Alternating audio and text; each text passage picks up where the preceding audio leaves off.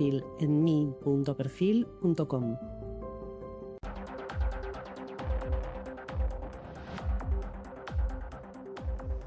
En la continuidad de Modo Fontevecchia, ahora es momento de presentar al próximo entrevistado, es un politólogo y analista internacional. Doctor y máster en Ciencias Políticas por la Universidad de Pittsburgh, en los Estados Unidos.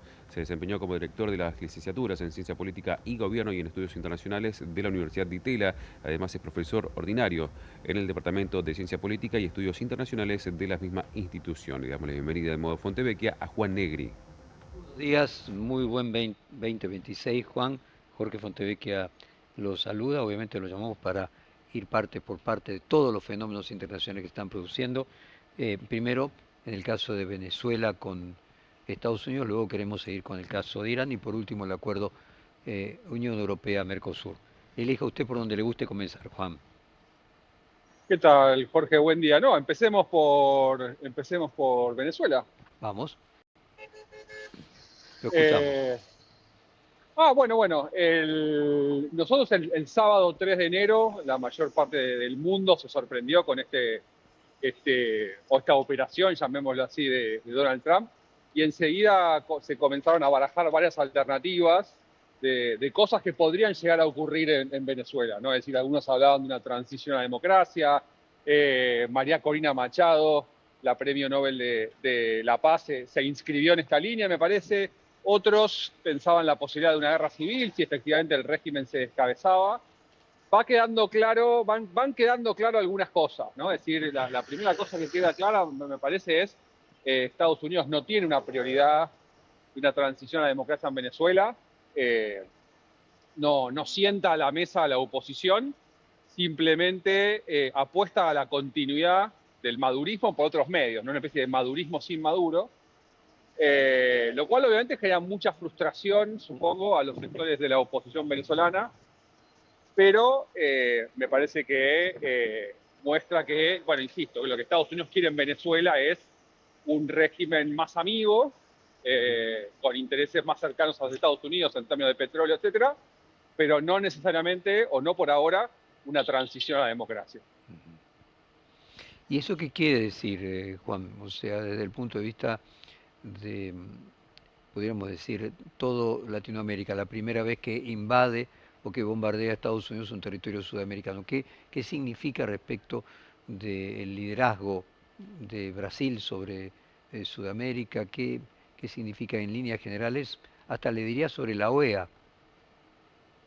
Bueno, yo creo que es un resultado patente del fracaso de Brasil como potencia hegemónica o mediana regional. Es decir, Brasil aspiraba a ocupar el rol, insisto, de contrapeso de los Estados Unidos en la región, pero cometió un error de liderazgo clave, creo yo, que es Brasil tendría que haber intervenido antes en Venezuela. Intervenido, obviamente, no militarmente, pero quiero decir, la región tendría que haber evitado hacia dónde llegó Venezuela, el deterioro democrático, y no lo hizo, ¿no? Entonces, hoy tenemos un Brasil que es testigo inmóvil, digamos, de Estados Unidos interviniendo en el territorio sudamericano y Brasil incapaz de ejercer ningún tipo de presión. Es un fracaso de la región en términos de organización multilateral, de integración regional, etcétera, ¿no? La región completamente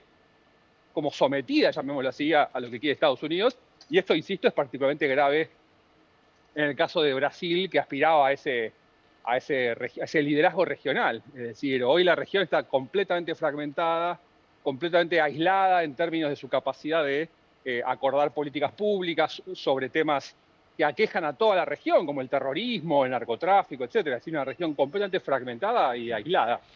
Donde, perdón, una cosita más, ¿no? Donde además el rol de Trump juega fuerte, porque en el pasado uno hubiese imaginado que algo como esto hubiese recibido la condena unánime de los países latinoamericanos, pero hoy, por ejemplo, algunos países alineados con el trumpismo, como Argentina, legitiman este tipo de accionar por parte de Estados Unidos.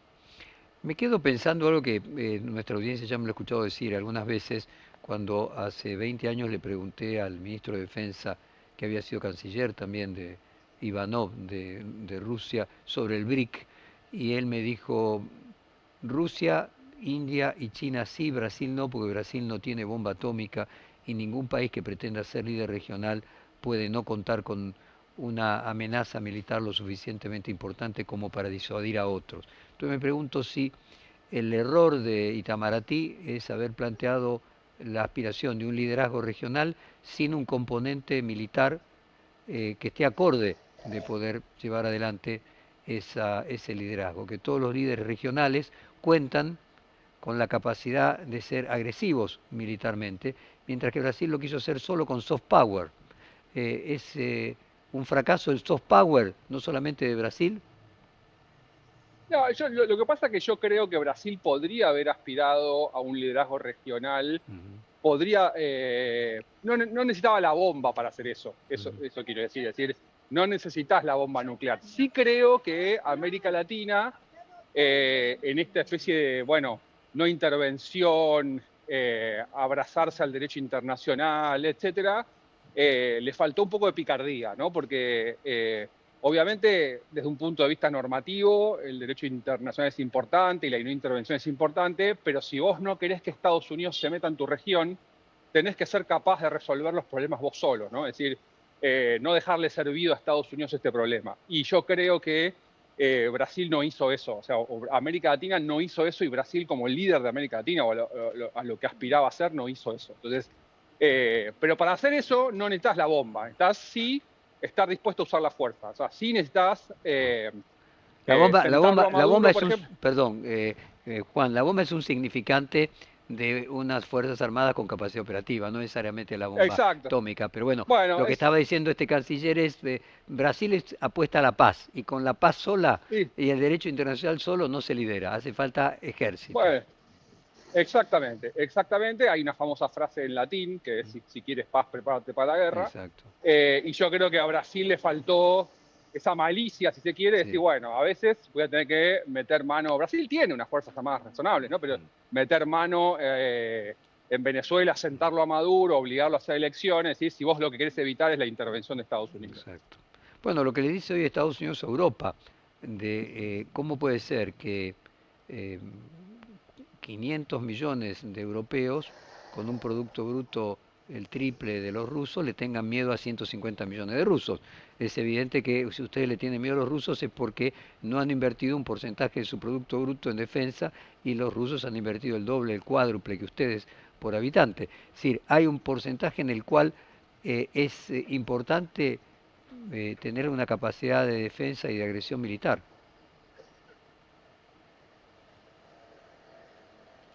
¿Está allí, Juan, o se nos cortó?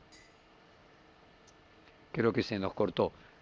Sigo yo con la idea, que es si distintas potencias compiten solo comercialmente, pero no tienen la capacidad de defender el comercio con sus fuerzas militares, finalmente, y más tarde o más temprano, se terminan convirtiendo en rehenes de países infinitamente menores económicamente, como Rusia, que contaba recién Susana Malcorra, tiene un producto bruto más chico que el de Italia, o sea, Rusia con 11 millones de kilómetros cuadrados e Italia con 1, pero Rusia tiene un poderío militar que puede producirle destrucción a cualquier otro país. Entonces, ¿cuánto del comercio es un sustituto de la guerra y cuánto para que el comercio se sostenga es necesario cierta capacidad de inhibir la guerra con inversión militar? Ahí lo tomamos de vuelta, Juan, y lo escuchamos nuevamente. Sí, bueno, no llegué a escuchar el final del comentario, Jorge, pero hacías una referencia a Estados Unidos con Europa, ¿no? Claro. Y ahí también creo que hay algo interesante también, que es no solo cómo tantos europeos más ricos le tienen miedo a Rusia, sino que lo que creo que le preocupa a Europa es que lo que Estados Unidos está diciendo es, miren, la seguridad europea ahora la tienen que pagar ustedes. ¿Sí? Es decir, no podemos seguir... Bueno, ahí se nos volvió a cortar la comunicación con Juan, que es volver a seguir pagándose a la NATO, terminaba pagando. Ahí está, ahí me dicen que está. No sé si me escucha Juan, yo estoy hablando sobre usted. Bueno, evidentemente no lo estoy escuchando. Pero bueno, nuevamente al hacer la NATO, la organización que une el Atlántico Norte, es decir, a Europa inclusive con ya no integrante de la Unión Europea, Inglaterra, con los Estados Unidos, bueno, el aporte militar de Estados Unidos en proporción a su Producto Bruto en la época que no existía incluso la Unión Europea, y eran cada uno de los países europeos por separado, con productos brutos en aquellas épocas menores, todavía reconstruyéndose de la guerra, gran parte del costo militar de la NATO lo pagaba los Estados Unidos. En realidad, y la NATO era no para defender a Estados Unidos de la agresión de Europa, sino para defender, o sea, defender a Estados Unidos de una agresión que viniera del este, que sería de Europa, sino para defender a Europa de una agresión que viniera del este, que era de la ex Unión Soviética. O sea, parte de la época de la Guerra Fría. Lo recuperamos nuevamente, Juan, hoy tenemos problemas en la comunicación, incluso telefónica. Espero ahora que usted Sí, nos hable la verdad que sí. continúe con Europa, por favor, y lo lleve inclusive al tema del acuerdo Unión Europea-Mercosur. Bueno, entonces decíamos, yo creo que hay un legado, una rémora de la Guerra Fría que es la OTAN, y que es el hecho de que Estados Unidos financia la seguridad europea. Y hoy me parece que para Estados Unidos esa zona del mundo no es particularmente estratégicamente, digámoslo así, relevante. ¿Y para qué gastar dinero en eso, no? Es decir, Estados Unidos, por lo menos una facción del Partido Republicano es más aislacionista. No tenemos por qué seguir financiando guerras u operaciones en el mundo, que incluye a Israel. Una parte del Partido Republicano piensa, por ejemplo, que Estados Unidos tiene que dejar de financiar la defensa israelí. Y en ese contexto, me parece también importante señalar que en un contexto donde los mercados, el comercio internacional entra en tensión debido al creciente proteccionismo, ahí es donde Europa empieza a tener más interés en empujar el acuerdo Unión Europea-Mercosur del que acabamos de tener noticias. Es decir, para Europa también es una posibilidad de seguir exportando en un contexto donde, insisto, el comercio internacional sufrió, ¿no? Es decir, está en crisis. Pasemos entonces ahora a Irán, donde también Estados Unidos promete intervenir, aunque todo indicaría que el proceso de protestas es autopoyético, está generado dentro de del propio Irán, y no sé si la intervención norteamericana termina ayudando a a los ayatolas, creando una especie de mítica del nacionalismo. ¿Cómo cree usted que va a terminar lo que está sucediendo en Irán? Yo creo que por el momento me parece que la principal variable que podría explicar un cambio de régimen, que es la lealtad de las Fuerzas Armadas, por el momento siguen siendo leales al régimen de los ayatolas, así que yo creo, por lo menos por el momento, me parece que lo que vamos a ver es represión, mucha represión, estamos viendo muchísima represión, pero un régimen que todavía no tambalea. Insisto, la Guardia Revolucionaria Islámica, la fuerza paramilitar que se llama Basij, son muy fuertes, tienen muchos miembros, y me parece que la oposición no tiene manera de confrontar con eso. Es decir, a menos que las Fuerzas Armadas o parte de las Fuerzas Armadas cambien de bando, yo creo que es muy improbable que haya un cambio de régimen en Irán. Así que por el momento, lamentablemente, no veo muchas posibilidades de cambio. Además de otra cosa, digo, no hay ningún líder muy claro en la oposición, que eso es lo que distingue a Irán de Siria, ¿no? Es decir, el hijo del Shah, por ejemplo, intenta consolidarse como esa figura, pero la verdad es que es una figura muy cuestionada por su pasado familiar, porque tiene vínculos muy cercanos con Israel. Entonces, la oposición no tiene liderazgo, la verdad. Son protestas que no tienen liderazgo. Exacto. Y finalmente, Juan, elecciones en Estados Unidos.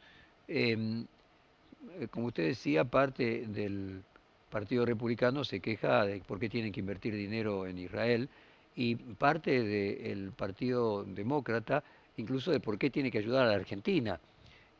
¿Cómo imagina? Es más, hay más críticas a Trump en Estados Unidos, los demócratas, por ayudar a la Argentina que por haber extraído de manera ilegal a Maduro de Venezuela.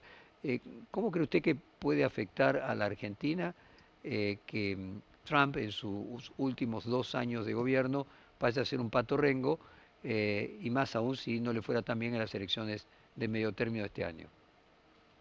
Bueno, eso es una pregunta muy importante, porque a diferencia del pasado, donde los países parecían tener vínculos diplomáticamente entre sí, el acuerdo entre Argentina, o el buen vínculo entre Argentina y Estados Unidos, parece ser en realidad un buen vínculo con Trump, no necesariamente con con Estados Unidos institucionalmente hablando. Entonces, yo creo que Argentina está en una posición vulnerable en términos de esa política exterior hacia Estados Unidos, porque depende sobre todo de la figura de Trump. Y como usted decía, Jorge, Trump, para empezar, tiene elecciones legislativas este año. En segundo lugar, no puede ser reelecto, con lo cual posiblemente a partir de fines de este año ya empieza a ser un pato rengo. No está claro quién lo va a suceder dentro del Partido Republicano, quién será el candidato. Entonces, Argentina queda en una posición muy vulnerable, que es todo dependía de Trump, esta ayuda, etcétera, dependía de Trump, y Trump tiene los días contados, ¿no? Es decir, le quedan 3 años efectivos de mandato, pero tiene los días contados. Entonces, eso creo que genera una situación de incertidumbre de cara al futuro, sobre todo, falta un montón para ver esto, pero sobre todo si efectivamente son los demócratas los que ganan las elecciones del 28, que como usted decía, cuestionaron severamente el acuerdo con Argentina. Juan Negri, muchísimas gracias. Volvemos a desearle un mejor 2026 y nos mantendremos en contacto a lo largo del año. Muy gentil.